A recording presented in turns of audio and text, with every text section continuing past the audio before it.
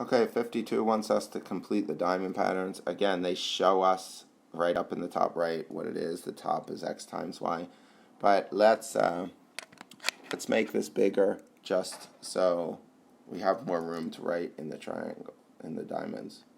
I don't know how much bigger.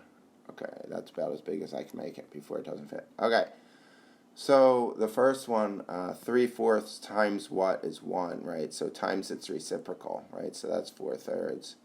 And then for the bottom, we have to add, right? So 3/4 plus 4/3, right?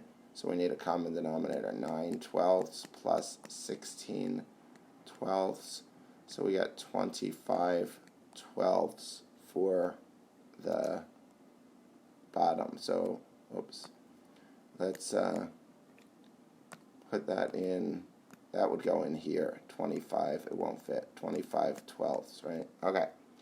The next one, what times what is 6, and added gives me 5. If I can't figure it out, I can just write all the factors of 6. So 1 times 6 is 6, but 1 plus 6 is 7, so that doesn't work. 2 times 3 is 6, and 2 plus 3 is 5, so it's 2 and 3, right? 2 and 3.